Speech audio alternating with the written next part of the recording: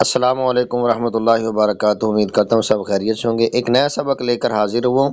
سورۃ بقرہ آیت نمبر 114۔